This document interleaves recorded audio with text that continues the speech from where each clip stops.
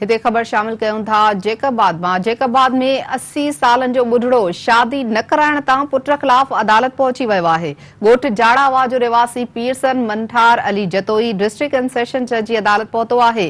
Pearson Manthar जो चवणु आहे त पुट खे नौकरी वठी ॾिनी, हाणे रिटायर थी वियो आहे, पर मुंहिंजी शादी नथो कराए, उन लाइ अदालत पहुतो आहियां, इंसाफ़ फराहम कयो वञे। इहा अहम ख़बर नाज़रीन सां शेयर करे रहिया आहियूं। जैकबाद मां जिते 80 सालन जो बुढ़ड़ो शादी न कराइण तां पुट ख़िलाफ़ अदालत पहुची वियो आहे।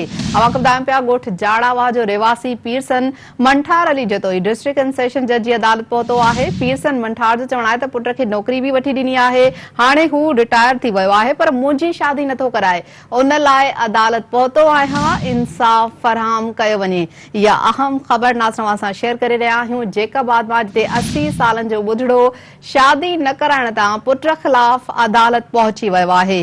इन हवाले सां ॿुधायूं पिया त ॻोठ जाड़ावा जो रहवासी Pirsan Manthar Ali Jatoi district and session जज अदालत पहुतो आहे। पीरसन मंठार जो चवणु आहे त पुट खे नौकरी वठी ॾिनी आहे, हाणे हू रिटायर बि थी वियो आहे, पर मुंहिंजी शादी नथो कराए, उन लाइ अदालत पहुतो आहियां, इंसाफ़ फराहम कयो वञे।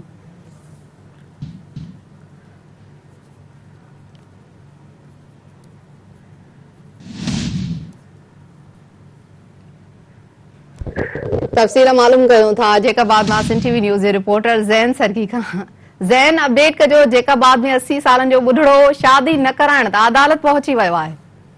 जी बिल्कुल, जैकबाद जी भरिसां ॻोठ जाड़ावा जो रहवासी 80 साल खां मथे जो पीरसन बुढ़ड़ो आहे, जेको जैकबाद जी सेशन जज अब्दुल गफूर कलोड़ जी अदालत पहुची वियो आहे। उते जज उन जज जे अॻियां दायो आहे त दरख़्वास्त दाख़िल कई आहे त जेको मुंहिंजा पुट आहिनि, जंहिंमें वॾो पुटु आहे मंज़ूर अहमद जतोई, जेको मूंखे शादी नथो कराए, मुंहिंजी जेको उनजे करे हू कोर्ट पुॻाए, मुंहिंजो पुटु चाहे थो त मुंहिंजी पीउ शादी न करे। हुन इहो ॿुधायो त मां पीरसन आहियां, मूंखे ज़रूरत आहे शादी जी, ऐं मुंहिंजे रद पसंदि लाइ बि ज़रूरी आहे, पर मुंहिंजो पुटु मुंहिंजी ॻाल्हि नथो मञे। हुननि जो इहो बि चवणु हो त पुटु चाहे थो शादी न थिए, जेके मुंहिंजी जाइदाद आहे उहा हड़प कयां, ऐं जेकॾहिं मुंहिंजी ॻाल्हि ईंदी त उहा उन खां हिसो घुरंदी। हुनजे करे हुन मुख़्तलिफ़ बहाना ॼाणाए करे पंहिंजी जेका शादी करण जो मुतालबो कयो आहे। जॾहिं त हिन चयो त मुंहिंजी शादी कराए वञे, मूंखे तमामु ज़रूरत आहे। बुढ़ड़ो कोर्ट जे अंदरि पंहिंजे वकील थ्रू जेको आहे हिते बीठो वियो, ऐं जेको हुन जेका कोर्ट में हुन इहा अपील कई आहे जज साहिब खे त पंहिंजे पुट खे घुरायो वञे, हुनखे